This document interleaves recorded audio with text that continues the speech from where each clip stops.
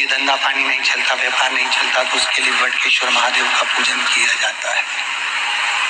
सही व्यापार ना हो, लक्ष्मी कमा नहीं रहे हो, बहुत मेहनत कर रहे हैं, फल 1 रुपया नहीं मिल रहा, अथक प्रयास किया जाए, और अगर फल नहीं है तो बटकेश्वर महादेव का पूजन करिए।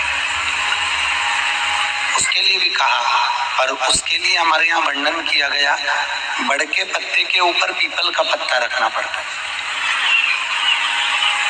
और पीपल के पत्ते के ऊपर फिर खाकर का पत्ता, इन तीनों को रखकर बालू का शिवलिंग बनाकर केसर में चंदन घोलकर बटकेश्वर महादेव का अभिषेक करते हैं पानी में घोल, और शिव को चढ़ाकर उसी केसर चंदन का जल और 5 पत्तों में 3 पत्ते जो अपन ने रखे उसमें से कोई भी एक पत्ता ले जाकर व्यापार वाले स्थान पर उसको रख दीजिए। उसी चंदन में, उसी केसर चंदन में मिला हुआ वो पत्ता चिपका हुआ, आपको केवल आपने आज रखा, आपको कल से अंतर मालूम पड़ जाएगा व्यापार कैसा बढ़ता है। अपने आप उसमें सुख का अनुभव होता है, आप अपने आप उसमें सुख की अनुभूति होती है। गाय किसी बर्तन को मुंह लगा देती है तो उस बर्तन को 14 दिन गंगा जल भर के रखना पड़ता है, 7 बार राख से मांजना पड़ता है, 3 दिन सरयू जी का पानी उसमें रखना पड़ता है, फिर अग्नि में उस बर्तन को तपा कर जलाना पड़ता है, फिर वापिस गंगा जल रखना पड़ता है, तब जाकर वो बर्तन घर के काम में आता है। झूठ बोला है, आप पूछिए। तो बड़ के पेड़ के नीचे, बड़ के पत्ते के ऊपर भगवान शंकर का बालू रेत का शिवलिंग बनाइए।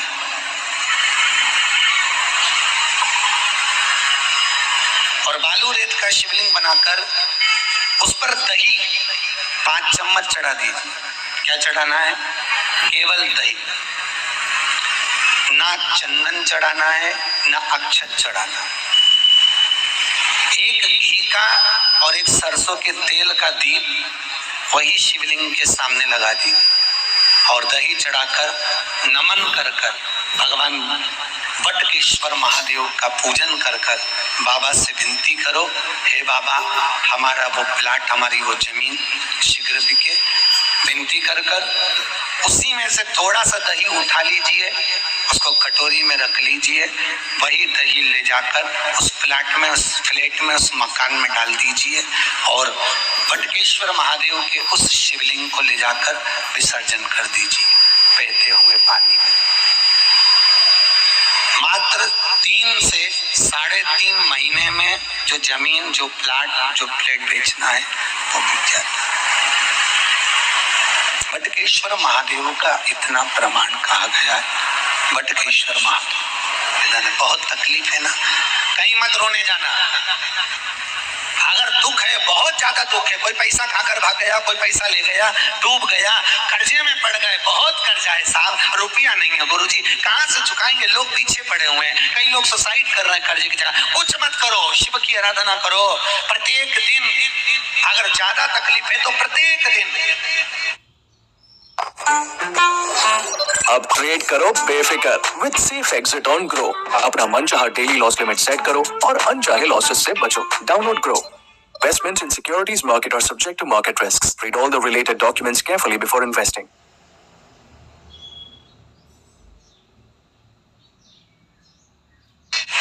प्रत्येक दिन जाइए शिव मंदिर के पीछे बैठकर मक्खन का शिवलिंग बनाइए, उस मक्खन के शिवलिंग का पूजन कर कर पानी में विसर्जन कर दीजिए। आपका व्यापार खुद चलने लगेगा, क्योंकि व्यापार चलेगा तो आप कर्जा चुकाओगे, पैसा कोई देगा तो है नहीं। आप घर में मूर्ति, शिवलिंग, जिस भगवान की हम पूजन करते हैं वो भगवान, वो ठाकुर का स्वरूप कितना बड़ा होना चाहिए।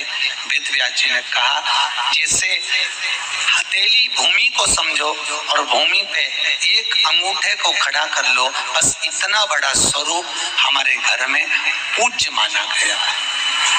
कितना बड़ा? अपने हाथ पर, हथेली पर अंगूठे को रखेंगे बस इतना बड़ा स्वरूप की पूजन हमारे घर में होना चाहिए। अधिक बड़ा शिवलिंग, अधिक बड़ी कोई मूर्ति घर में ना हो। क्यों? जितनी बड़ी घर में मूर्त होती है उतनी उसको सेवा की जरूरत पड़ती है। सेवा की उतनी ज्यादा जरूरत उस मूर्ति को पड़ती है, उतनी ज्यादा उसको सेवा करना पड़ती है।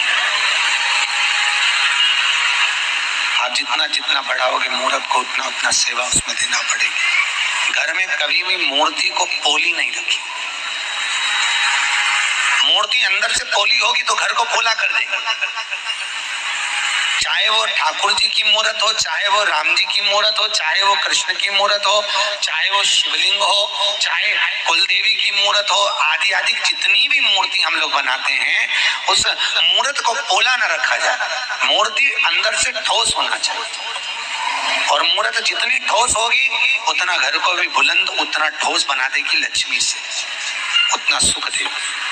और जिसके घर की मूर्ति पोली होती है उसके यहाँ लक्ष्मी टिकती कभी नहीं है, आएगी और जाएगी। लक्ष्मी कभी टिक नहीं सकती। कई लोग कहते हैं महाराज जी शिवलिंग क्या घर में रख सकते? बिल्कुल रख सकते हो। कहते हैं जितना घर में रोग बीमारी दुख तकलीफ जो आती है सबसे पहले अगर वो प्रामाणिकता में प्रवेश करती है तो दो जगह पर उस रोग बीमारी को झेला जाता है। एक घर के दरवाजे पर तुलसी के क्यारे पर और दूसरा घर में जो शिवलिंग होता है उसके ऊपर। ये दो जगह पर रोग बीमारी तकलीफ झेली जाती है। दो जगह पर इसकी आवाज बढ़ाइए, इसकी रोग बीमारी दुख दर्द इसको वहां झेला जाता है। शिवलिंग कभी भी पोला न रखिए। घर में अगर शंकर जी का शिवलिंग है तो नंदी रखना जरूरी नहीं है। शिवलिंग को कभी भी तुलसी के क्यारे में ना रखें।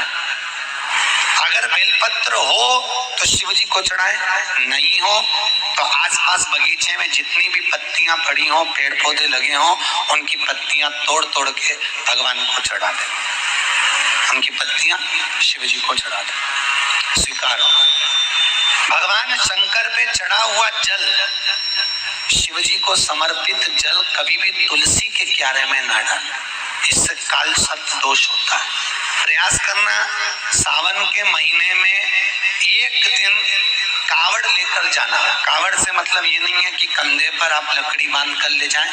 कावड़ का मतलब शिव महापुराण में कहा गया दोनों हाथ में पानी भर लो, कलश रख लो और वो दोनों हाथ को भरकर भगवान शिव के मंदिर में ले जाकर दोनों जल को एक साथ चढ़ाइए।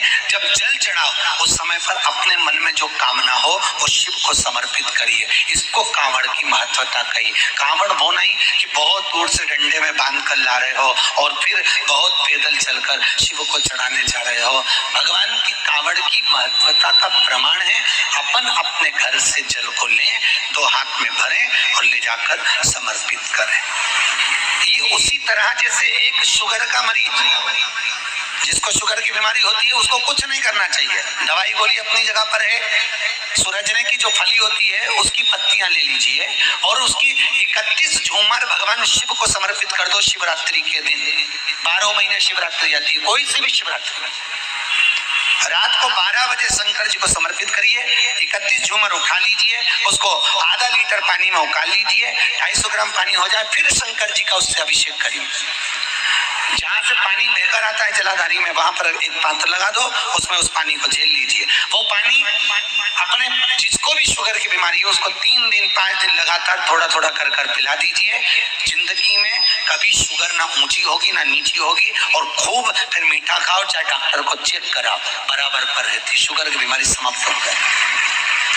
किसी भी शिवरात्रि को बस रात्रि के 12 बजे इसको करना है और आप चढ़ाओगे भी 12 बजे, मतलब भले दूसरे दिन चढ़ाओ पर चढ़ाना अगली शिवरात्रि को चढ़ाओ चाहे, पर चढ़ेगी वो 12 बजे। इसलिए ओम त्र्यंबकम यजामहे सुगंधिम पुष्टिवर्धनम उर्वारुकमिव बंधनात् मृत्युर्मोक्षयति। एक राजा के लड़के की शादी हुई, बहू आ गई। एक दिन बहू राजकुमार की तलवार देख रही थी और उसने म्यान को देखा। म्यान बड़ी सुंदर, इतनी सुंदर म्यान। म्यान को देखा, मन में आया कितनी सुंदर म्यान है, और म्यान को घुमाते घुमाते उसके मन में आया इसकी तलवार कितनी सुंदर होगी। जो तलवार हेड़ी, इतनी चमक थी तलवार में, तलवार छूट गई। छूटते से राजकुमार जहां सो रहा था उसके गले पर पड़ गई और राजकुमार मर गया। उस रानी के मन में आया मेरे हाथ से मेरा पति मर गया, अब मेरा पति अगर मर गया, राजा को मालूम पड़ेगा, फांसी की सजा देगा, क्या करूंगा। उसको ज्ञात आया, रोज सुबह के समय पर मेरे गांव का एक पंडित पूजन करने वाला सुबह सवेरे तुलसी लेने आता है बगीचे में। अपने पति के शरीर को खींच कर ले जाकर तुलसी के क्यारे के पीछे पटक देती है। पंडित आएगा, इल्जाम लगा दूंगी किसने करा, अगर मेरे ऊपर आ गया तो मुझे मरना पड़ेगा। रानी ने ले जाकर उस बॉडी को, शव को ले जाकर तुलसी के क्यारे के पीछे डाल दी। तुलसी के क्यारे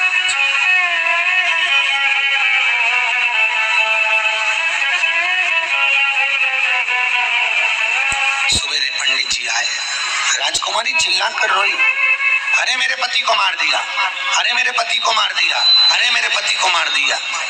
सारा नगर इकट्ठा हो गया, क्या हो गया, राजकुमार मर गए, राजा का लड़का इकलौता मर गया। ओहो, राजा आए, पंडित को बंदी बनाया, अंतिम संस्कार बेटे का करा, पर राजा को विश्वास नहीं है कि ये पंडित इसको मारे, क्योंकि इसको मैं लेकर आया हूं। आज तक इसने चींटी नहीं मारी तो मेरे बेटे को क्यों मारेगा, इससे क्या लेन देन था। पर सारे सबूत उस पंडित के खिलाफ में थे। आखिरी में राजा ने सिंहासन पर बैठकर निर्णय तो देना था और निर्णय दे दिया, एक काम करो, इस पंडित ने जिस हाथ से मेरे बेटे को मारा है उसी हाथ को काट दिया जाए। राजा ने पंडित का हाथ कटवा दिया। पंडित बेचारा रोता बिलखता चला, और पंडित अब पूजन नहीं करूंगा मैं, भगवान ने मेरे साथ गलत कर दिया, मंदिर छोड़ दिया, गांव गया, अपने गुरुजी के पास गया, गुरुजी मुझे बताओ मेरा कौन सा पाप करा था, जिंदगी में कभी झूठ नहीं बोला, असत्य नहीं बोला, छल नहीं करा, बेईमानी नहीं करी, कपट नहीं करा, कभी मंदिर से बाहर नहीं गया, मैंने कौन सा कर्म करा जो मेरा हाथ कटा। गुरुजी ने कहा मुझे तो किसी का कर्म देखना नहीं आता, पर एक बात है मेरे गुरुजी बता सकते हैं। मेरे गुरुजी कहाँ रहते हैं? काशी में, मणिकर्णिका के घाट पर, वहां चले जा। मणिकर्णिका के घाट पर काशी में गया और काशी में जाकर गुरुजी के दरवाजे पर दस्तक दी, दरवाजा बजाया। जैसे दरवाजा बजाया, गुरुजी तो नहीं थे, गुरुजी की पत्नी थी, आवाज लगाई गुरुजी गुरुजी। दरवाजा बजाते ही इतने में धर्मपत्नी बाहर निकल के आई, क्या है रे, मुझे गुरुजी से मिलना है। आ गया गुरु का चेला, खोल ले गुरु का चेला। का गुरु, कहीं मर रहा होगा तेरा गुरु, ना वो मरे ना तुम मरे। आ गए यहाँ रोने के लिए, गुरुजी गुरुजी। अरे बहुत बड़ा ढोंगी है वो गुरु, चल निकल यहाँ से। चेला गया, शाम को फिर आ गया। आज पत्नी नहीं थी गुरुजी की, गुरुजी की पत्नी नहीं। दरवाजा बजाया, गुरुजी हैं? गुरुजी निकल कर आए, आओ बेटा क्या बात है? मेरे गुरुजी ने आपके पास बैठा है, मैं अपना कर्म जानने आया हूँ। पर गुरुजी मेरे मन का संशय केवल इतना है, पहले मैं केवल अपना कर्म जानने आया था, पर मैं आया तो आपकी पत्नी ने मुझे इतनी गालियां आपको दी, इतनी गालियां दी, आपको इतना अपशब्द कहा। मैं अपना कर्म तो बाद में पूछूंगा, पर गुरुजी पहले ये बताओ कि आपने कौन सा पाप करा था जो ऐसी मिली है। मैं आपका कर्म पूछूं। अच्छे से सुन लेना भाइयों, कर्म कौन सा करा? गुरुजी बोले मेरी जिंदगी में पहली बार किसी ने मेरा कर्म पूछा। आज तुझे बताता हूं कि मेरा कर्म पुराना क्या था। मैं पूर्व में कौवा था और ये पूर्व में गधी थी। बोझ ढोल होकर इसकी पीठ पर घाव हो गया था। मैं कौआ इसकी पीठ पर बैठता था, चोंच से खरोदता था इसके घाव को, और ये गधी उचक उचक कर भागती थी। मुझे बड़ा अच्छा लगता था। रोज मैं इसको परेशान करता, ये रोज भागती। चली गई। एक दिन ये मुझको छोड़कर हरिद्वार भाग गई। मैं इसको ढूंढता ढूंढता हरिद्वार पहुंच गया। वहां पर ये मिली, फिर मैंने इसके घाव को अपनी चोंच से खरोदा। ये गंगा जी में कूद गई। मैं भी इसकी पीठ पर बैठा था, मैं भी गिर गया। हम दोनों गंगा में मर गए। ये गधी मरने के बाद मेरी पत्नी बन गई और मैं कौवा इसका पति बन गया। उस समय मैंने चोंच से खरोदा था, अब ये भी अपनी चोंच से खरोद रही है। तो जिसको ऐसी मिली हो तो दुख मत करना,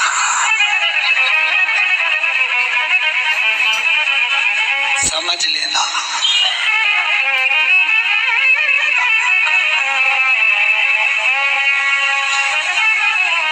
कई लोग बड़े दुखी होते हैं साहब, ये चीजियों बहुत बहुत कई लोग दुख मनाते हैं। गुरुजी मेरी पत्नी ऐसी मिली, गुरुजी मेरा पति ऐसा मिला। मुझको दिन भर गालियां देता, आप शब्द कहता है मेरा पति दिन भर गुस्से में रहता है, इतना चिड़चिड़ करे, इतना चिड़चिड़ करे, ऐसा रहे। हमारा निवेदन है आज का नहीं है, जी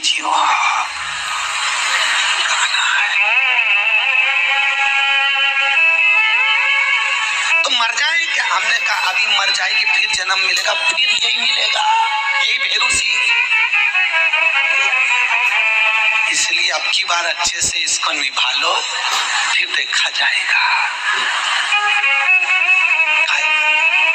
गुरुजी आपका कर्म पूछा, मेरा कर्म बताओ। मैंने कभी झूठ नहीं बोला, छल नहीं करा, बेईमानी नहीं करी, प्रपंच नहीं करा, मैंने कभी अपशब्द नहीं कहा, मैं कभी भगवान को छोड़कर कहीं नहीं गया। इसके बाद मेरा हाथ क्यों कटा? गुरुजी ने कहा सुन, पूर्व समय में तूने एक निर्णय लिया था, तो ब्राह्मण था, संत था, गुरु था, तूने एक शपथ ली थी जिंदगी में कभी झूठ नहीं बोलेगा, सत्यमय जीवन जिएगा।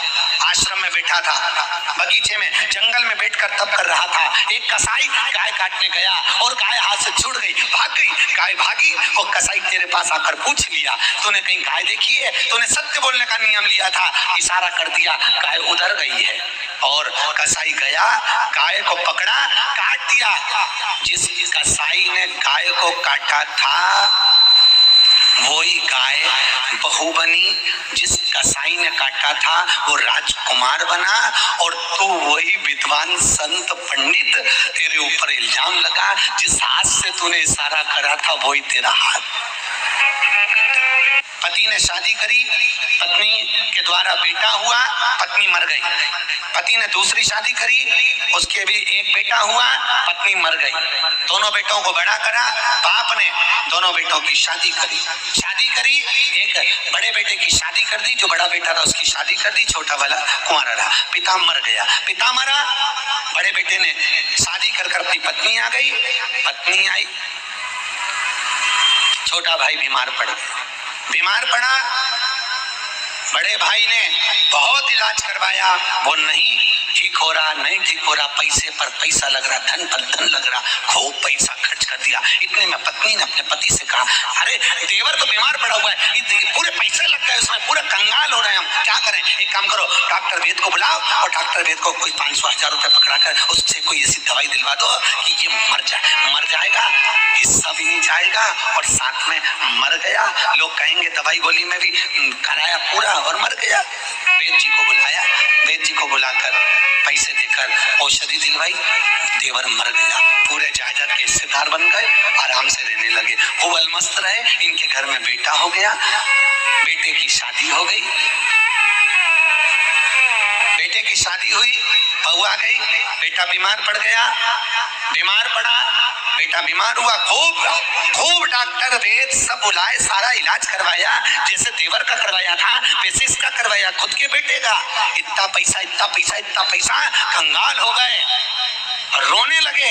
अब तो धन घर में नहीं है, क्या करें? और इतने में जैसे छोटा सा वो बड़ा बेटा जो बीमार पड़ा हुआ था, बाप रो रहा था, पिता रो रहा था, माँ रो रही थी और बाप उठकर जाने वाला था। इतने में पलंग पर पड़े हुए उस बेटे ने कहा, भैया आपका और मेरा हिस्सा पूरा हो गया। इतने में बाप रोया, मैं तेरा पिता हूं, भाई नहीं।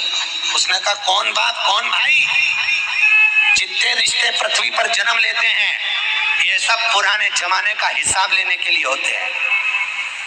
मैं भी हिसाब लेने के लिए तुम्हारा बेटा बनकर पैदा हुआ था, तुमने मेरा हिस्सा खाया था, इसलिए मैं बेटा बनकर अपना हिस्सा पूरा बराबर करवा रहा हूं दवाई गोली में। अब तो केवल कफन और लकड़ी का हिस्सा हो रहा।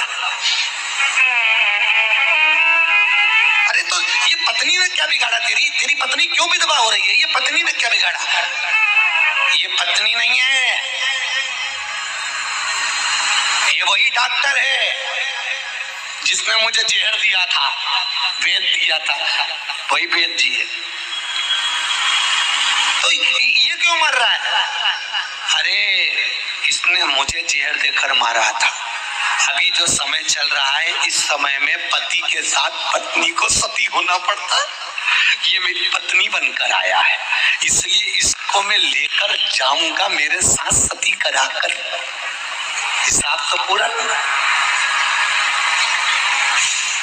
हम घर में रहे, परिवार में रहे, नातों में रहे, रिश्तों में रहे, कुटुंब में रहो, कबीले में रहो, अपने परिवार में रहते हुए भी ये सोचना अगर कोई ने 5 रुपए खा लिए ये हमारा पुराना हिसाब था, 50 रुपए ले गया पुराना हिसाब था, कहीं भगवान के दर्शन हो गए पुराना हिसाब था, पत्नी बेकार मिली पुराना हिसाब था, पति बेकार मिला पुराना हिसाब था, सास ससुर बेकार मिले पुराना हिसाब था, नोच रहे कर्म का दंड, भाई बेकार मिला पुराना हिसाब था, बंधु बेकार मिले पुराना हिसाब था। भोगना पड़ेगा मनुष्य शरीर को पाकर, ये शुभ कथा कह रही और बहुत अलमस्त रहकर भोगी है। ये मत सोचना कि मर जाऊं तो भगवान सब पीछा छूट जाएगा, कितने ही जन्म लेना पड़ेगा इसको भोगने के लिए, बार बार पुनरपि जननम पुनरपि मरण, फिर जन्म लो, फिर मरो, फिर जन्म लो, फिर मरो। तो इससे तो अच्छा एक बार अच्छे से निपटा लो। एक बार एक साइड कोने कोने चल रहा है और पीछे से गाड़ी वाला आके ठोक के चले गया, किसकी गलती?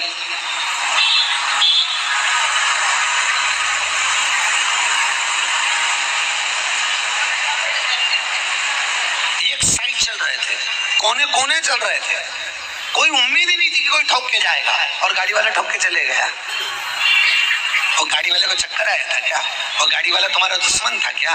नहीं, पुराने समय का हिसाब ले रहा है। गया नदी में राम जी महाराज से दशरथ जी ने पिंड मांगा और दशरथ जी पिंड मांग रहे हैं और राम जी कह रहे हैं पिताजी मैं आपके लिए पिंड लेने के लिए कल मैं अन्न लेकर आऊंगा। राम जी अन्न लेने गए, सीता जी लक्ष्मण जी स्नान करने के लिए गए और सीता जी और लक्ष्मण जी दोनों, आज सीता मैया जब स्नान करने गई, स्नान करते समय उसी समय दशरथ जी आ गए, जानकी मुझे पिंड दे दो। सीता जी ने वहीं पर खड़े हुए ब्राह्मण देवता से पूछा, ब्राह्मण देव मुझे अपने ससुर को पिंड देना है, क्या करूं? तब ब्राह्मण ने कहा एक काम करिए, आप बालू रेत का पिंड बना लो और दान दे दो। बालू रेत का पिंड बनाया, एक पिंड गया नदी को दिया, दूसरा पिंड ब्राह्मण को दिया, तीसरा पिंड गाय को दिया और चौथा पिंड दशरथ जी को दिया। दशरथ जी पिंड लेकर गए और दशरथ जी महाराज जब पिंड लेकर पहुंचे, थोड़ी देर बाद राम जी आ गया। राम जी ने आकर कहा लो ये पिंड लो, चावल लो, सीता जी पका लो। सीता जी कहती है मैंने पिंडदान कर दिया। पिंडदान कर दिया? हाँ, ना मानो तो पूछ लो ब्राह्मण देवता से। ब्राह्मण से पूछा क्यों ब्राह्मण देवता, क्या सीता जी ने पिंडदान करा? ब्राह्मण ने मन में सोचा बालू रेत का सीता जी ने पिंड दिया, क्या मेरे बच्चों का पेट भराएगा? तो ब्राह्मण ने मना कर दिया, राम जी सीता जी ने कोई पिंडदान नहीं करा। सीता जी की आंख में आंसू भर गए और माता सीता रोती हुई बोली, हे ब्राह्मण देव मैं तुम्हें श्राप देती हूँ, तुमने मेरे पति राम के सामने झूठ बोला है, तुम कितना भी जोड़ लेना हमेशा तुम्हारे यहाँ कमी ही पड़ेगी। सीता जी ने फाल्गु नदी से कहा, गया नदी से कहा, फाल्गु तू बोल मैंने पिंडदान करा कि नहीं करा, तू बोल। गया नदी ने मन में सोचा मेरी ही बालू रेत मुझ में डाल दी, इसको कोई पिंडदान कहते हैं?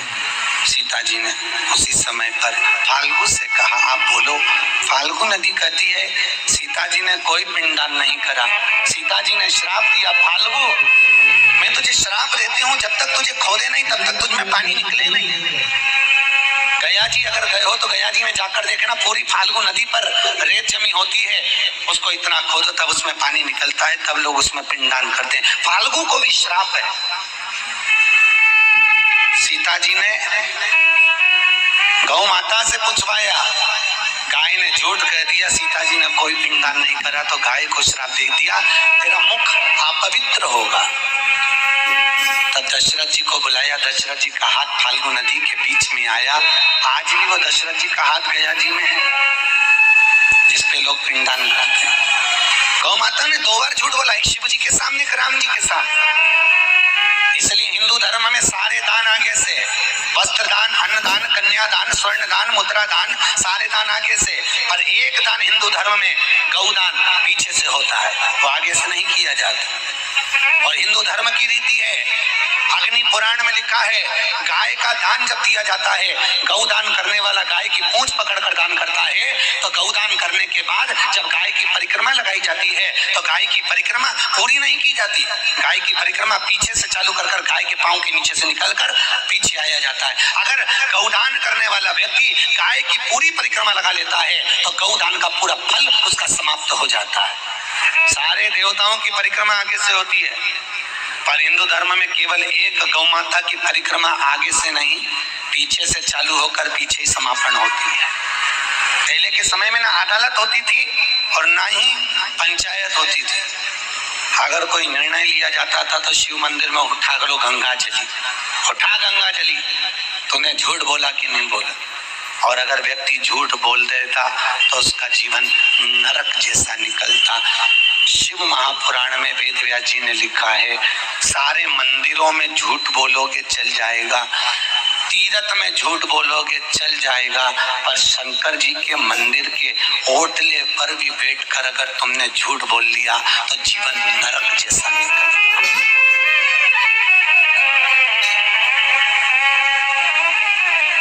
नरक अंतिम बिंदु शिव है। शंकर के मंदिर के बाहर, शिव जी के मंदिर के होटले पर, शंकर जी के मंदिर की चौखट पर, शिव के दरवाजे पर अगर एक बार झूठ निकल गया तो जीवन नरक जैसा निकलता है मनुष्य। आखिरी में जो व्यक्ति जो भोगता है ना, पलंग पर पड़ा है, 4 बार गीता जी सुना दी, 2 बार गोबर लीप के सुला दिया, फिर जिंदा हो गया।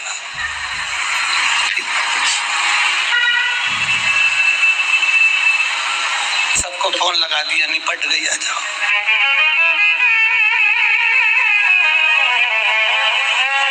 आई तो मालूम पड़ा अभी सांस चल रही है, 1.5 साल और निकाल दिया।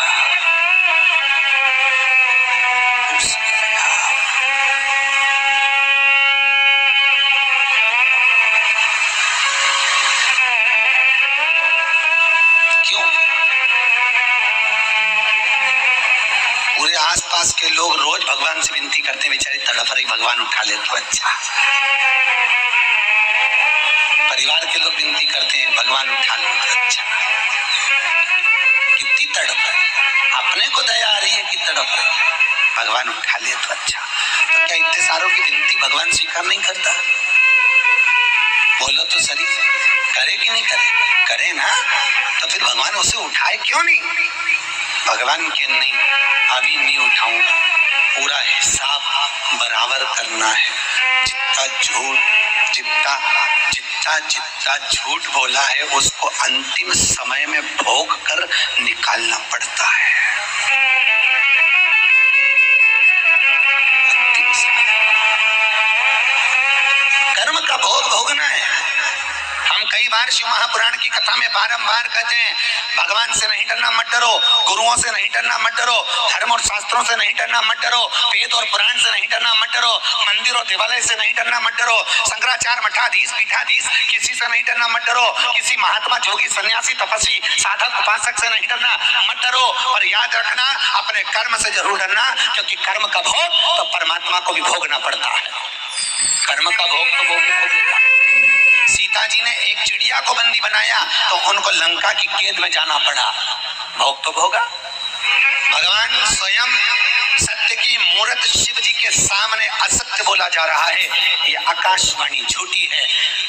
भगवान शिव ने गाय को श्राप दे दिया तो झूठ बोली, तेरा मुख आप पूज्य। लोग मरने के बाद बोलते हैं किसी के राम नाम, कितने धीरे से बोलो, अच्छे से बोलो। मरने के बाद लोग बोलेंगे तब तक तो मौका ही नहीं मिलेगा।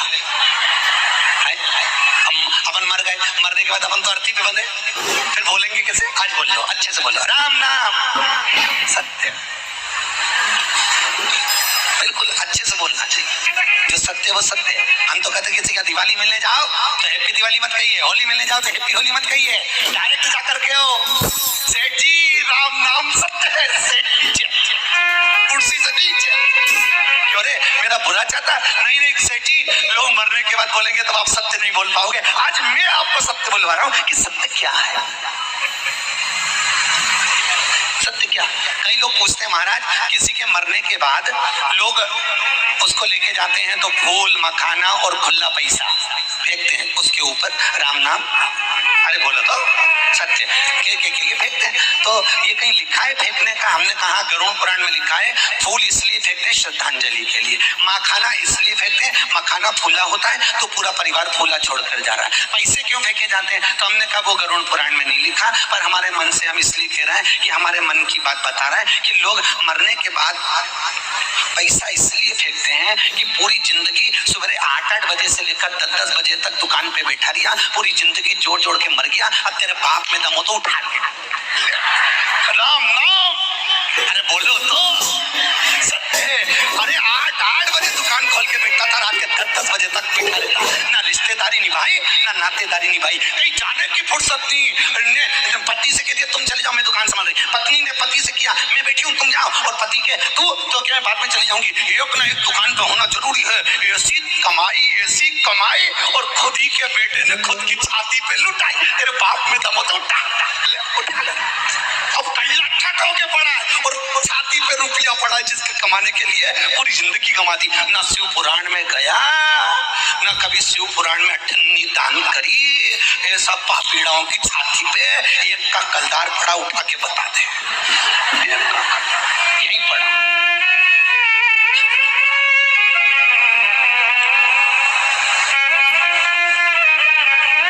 जिसको जोड़ जोड़ के मर गया वही छाती पे पड़ा और आखिरी में किसी काम का नहीं, इतना बड़ा शरीर था, इतना सा फोटो बनवा के माला पिना के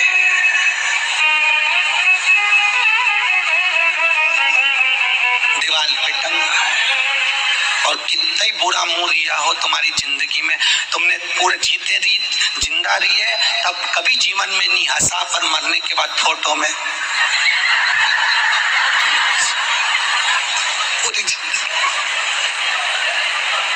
फोटो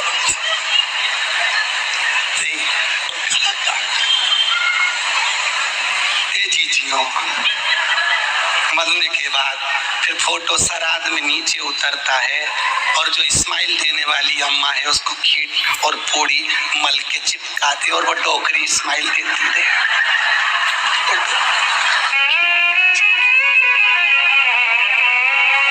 मत हसोरी जीजियों, सबके चिपकना है, सब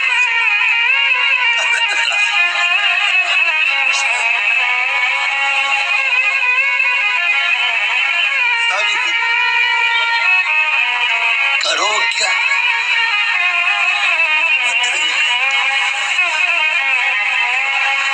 कुछ नहीं बिगड़ा, अभी भी नहीं बिगड़ा। माहेश्वरी महिला मंडल अन्नपूर्णा क्षेत्र ने जो कर्म करा है, ऐसा कर्म अपनी जिंदगी में करते रहो तो उस धन का सदुपयोग होगा। टांग खींचने वाले खींचेंगे, इंजन जब चलता है तो मुंह तो काला होता है। घबराना मती पार, धब्बों को पार लगाना तुम्हारा काम है। कोई दे नहीं दे, कोई कहेगा काय को करा रहे हो, क्यों करा रहे हो, किस लिए करा रहे हो, राम मनोज, कोई कहेगा हम पुष्टि मार्गी, कोई कहेगा हम इस पंथ वाले। शंकर जी की कथा क्यों करवाई? भागवत कराना थी, राम कथा करवाना थी। तो कहो रोटी के साथ थोड़ा सा अचार खाना जरूरी है। कब तक दाल रोटी खाएंगे? थोड़ी सी पालक पनीर, शाही पनीर, थोड़ा सा। ये शिव महापुराण 5 दिन का ये वही अचार का मसाला है जिसको चाट चाट कर अलमस्त रहता है, खूब भाव से। अब गौ माता को श्राप दे दिया, तुम्हारा मुख अपूज्य होगा, सत्यमय जी हो। ब्रह्मा जी अभी भी चुप नहीं हुए। ब्रह्मा जी ने कहा ये आकाशवाणी झूठी है। भगवान शिव ने कहा ब्रह्मदेव। ब्रह्मा जी अभी भी बोल रहे हैं आकाशवाणी झूठी है। शिव जी को क्रोध आ गया, शंकर प्रकट हो गए। शिव जी प्रकट हुए, भगवान भोलेनाथ ने प्रकट होकर अपने पांव के नख को तोड़कर फेंका, उससे काल भैरव को प्रकट कर दिया। काल भैरव जा, ये झूठ बोल रहा है ना ब्रह्मा, इसका सिर काट दे। और काल भैरव ने अपने हाथ की चीटी उंगली का नख तोड़कर फेंका, तो ब्रह्मा जी का सिर कट गया। लुढ़कता रहा वो शीश लुढ़क रहा, वो शीश लुढ़क रहा। और ब्रह्मा जी का वो शीश जो लुढ़का, उससे रक्त की धार बह निकली। अभी भी ब्रह्मा का जो रोटी के साथ थोड़ा सा अचार खाना जरूरी है। कब तक दाल रोटी खाएंगे? थोड़ी सी पालक पनीर, शाही पनीर, थोड़ा सा। ये शिव महापुराण 5 दिन का ये वही अचार का मसाला है जिसको चाट चाट कर अलमस्त रहता है, खूब भाव से। अब गौ माता को श्राप दे दिया, तुम्हारा मुख अपूज्य होगा, सत्यमय जी हो। ब्रह्मा जी अभी भी चुप नहीं हुए। ब्रह्मा जी ने कहा ये आकाशवाणी झूठी है। भगवान शिव ने कहा ब्रह्मदेव। ब्रह्मा जी अभी भी बोल रहे हैं आकाशवाणी झूठी है। शिव जी को क्रोध आ गया, शंकर प्रकट हो गए। शिव जी प्रकट हुए, भगवान भोलेनाथ ने प्रकट होकर अपने पांव के नख को तोड़कर फेंका, उससे काल भैरव को प्रकट कर दिया।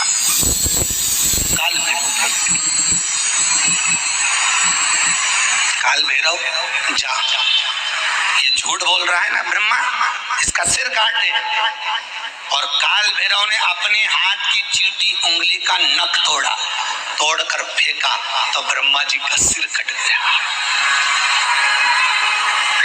लुढ़कता रहा वो शीश लुढ़क रहा,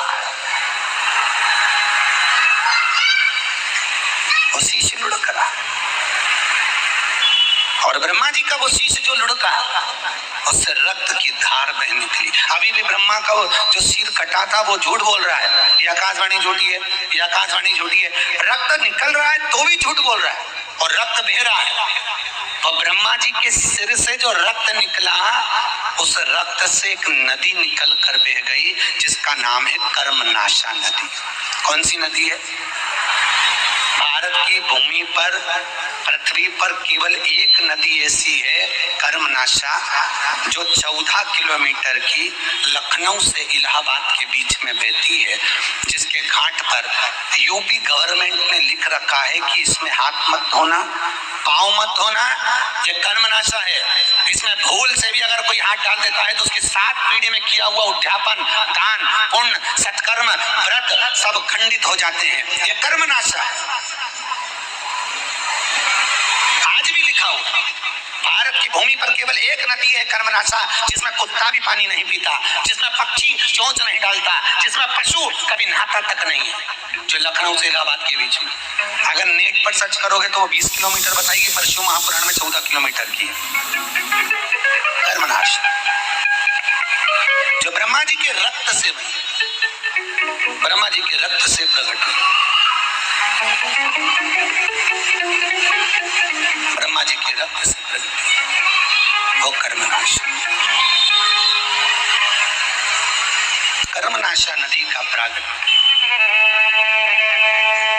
रक्त से, झूठ बोलने के कारण, असत्य बोलने के कारण असत्यता का भाव। और ध्यान दीजिए, शंकर को सबसे ज्यादा प्रिय है कोई जल नहीं, धतूरा नहीं, कुछ भी मत चढ़ाओ भोलेनाथ को। और शिव जी कहते हैं मेरे दरबार में आकर सत्य बोलना। सत्यम शिवम सुंदरम। शिव जी के मस्तक पर 3 रेखाएं, देखिए, सत्यम शिवम सुंदरम। वेंकटेश भगवान के मस्तक पर भी 3 रेखाएं, सत्यम शिवम सुंदरम। श्रीनाथ जी के मस्तक पर भी 3 रेखाएं, करें दर्शन। श्रीनाथ जी के फोटो अगर आपके घर में हो तो जाकर दर्शन करना। ऐसा तिलक श्री जी बाबा को तो ऊपर से लगा है, पर श्रीनाथ जी के मस्तक पर सोने की 3 रेखा अलग दिखेगी, सत्यम शिवम सुंदर। और दुनिया के लोगों ने सत्य को मिटा दिया, शिव को मिटा दिया, सुंदर बनने के लिए घिसके एक लगा लिया। हम जिससे सुंदर दिखे वैसा तिलक अपने मस्तक पर। और याद रखना, तिलक से सुंदरता नहीं है, सुंदरता सत्य से है। भगवान नारायण को दया आ गई, दया की मूर्ति है नारायण, करुणा की मूर्ति है, करुणा सागर भगवान नारायण।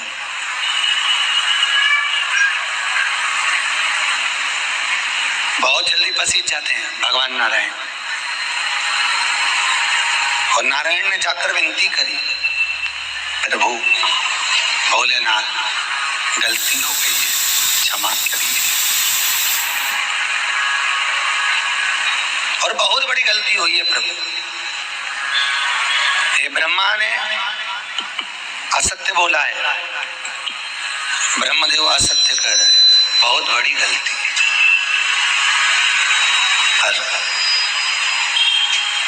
भगवान विष्णु शिव जी से कह रहे हैं आप इनको क्षमा कर दीजिए। ठीक है, क्या करना है नारायण, आप जो बोलोगे मैं वो कर दूंगा। आप जैसा कहें मैं वैसा करने को तैयार। आप बोलो वैसा मैं कर दूंगा। बोलिए महाराज, ये ब्रह्मा का जो सिर कटा है इसको आप वर दे दो। भगवान शंकर ने कहा ब्रह्मा जी का जो सिर कटा, ये कटा हुआ सिर का एक वृक्ष उत्पन्न होगा जिसको लोग वट वृक्ष कहेंगे। कौन सा वृक्ष है? वट वृक्ष।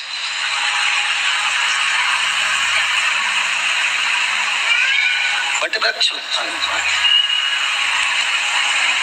और इस वट वृक्ष के नीचे केवल अगर पूजन होगी तो पितरों की होगी, तर्पण होगा, पिंड होगा, पर बाकी के इस वृक्ष के नीचे केवल पूजन पूर्वजों की, पितरों की और तर्पण का भाव मान्य होगा। इस वट वृक्ष के नीचे मेरा ही एक स्वरूप पूज्य होगा जिसको लोग वटकेश्वर महादेव कहेंगे। क्या नाम पड़ गया? जम के बोलिए, वटकेश्वर महादेव। बोल वटकेश्वर महादेव की हर हर महा। अच्छी जम के बोले, देव गाड़ी देव, बंगला देव, अच्छी बहू देव, पोता देव। बोलो दोनों हाथ से, हर हर। वटकेश्वर महादेव का कर्जा मुक्ति के लिए लोग कहते महाराज हम यज्ञ करिए, हम अनुष्ठान करिए, हमने ये कर लिया, हमने वो कर। कुछ मत करिए। आपके कर्म को आपको स्वयं काटना पड़ेगा। आपके कर्म को कोई पंडित नहीं काटेगा। कोई कह दे कि हम महामृत्युंजय का पाठ कर देंगे आपका रोग मिट जाएगा, हम महामृत्युंजय का पाठ कर देंगे आपका ये कष्ट मिट जाएगा, हम महामृत्युंजय का पाठ कर देंगे, हम ये वाला अनुष्ठान कर देंगे आपको ऐसा हो जाएगा। बिल्कुल गलत है। आपको स्वयं खाओगे तो स्वयं का पेट भराएगा। हम यहाँ व्यासपीठ पे शिव पुराण के अंतर्गत असत्य नहीं कहेंगे, आपको सत्यता का प्रमाण कहेंगे। पंडित जी कहें कि हम ये कर देंगे आपका ऐसा हो जाएगा, हम ये कर देंगे आपको, आप ये वाला अनुष्ठान हमसे करवा लो आपको फायदा हो जाएगा, हमसे ये अनुष्ठान करवा लो आपको फायदा हो जाएगा। नहीं, आप खाओगे आपका पेट भर आएगा, आप स्वयं करोगे, आपको फल मिलेगा।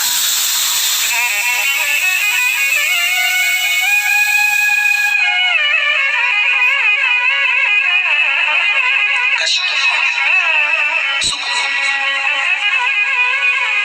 और दुनिया में कोई ऐसा नहीं, 33 करोड़ देवी देवता में एक देव महादेव, जिसके दरवाजे पर जाकर एक बार अगर आपने अलग जगा दी, एक बार आपने कोई नियम ले लिया, फिर पूरा वो करता है। और चाहे आपका एक चावल के दाने का नियम हो, हम तो कहते हैं शिव मंदिर में कुछ नहीं कर सकते तो केसर में भींगा हुआ एक चावल शिव को चढ़ा दो, वो भी नहीं।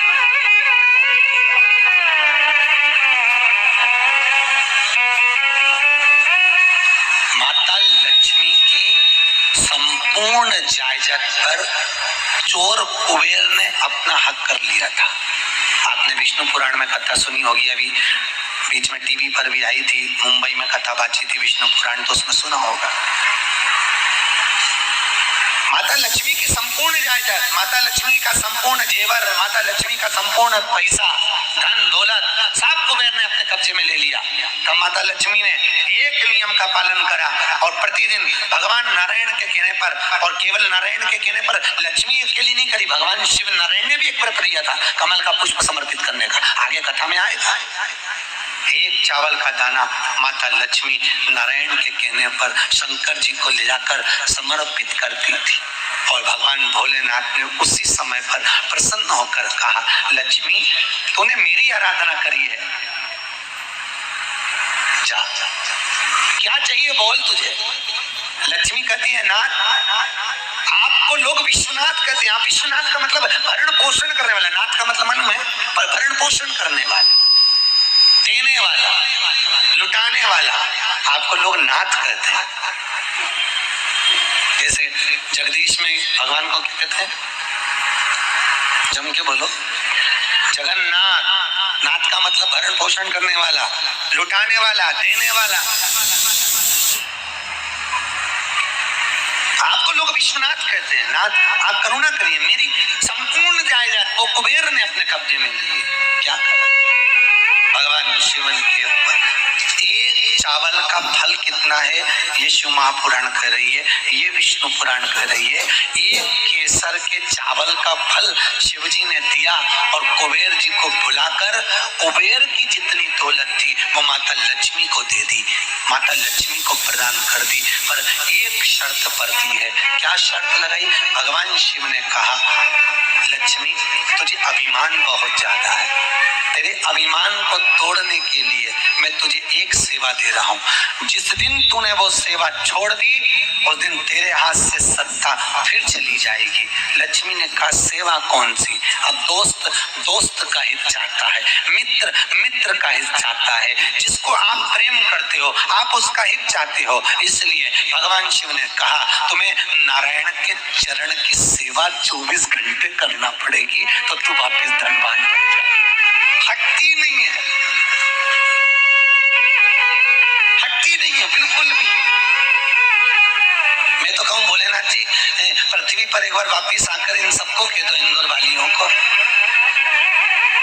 कि हम तुम्हें गाड़ी बंगला सब कुछ देंगे पर तुम पति के चरण खूब दबाओ, गला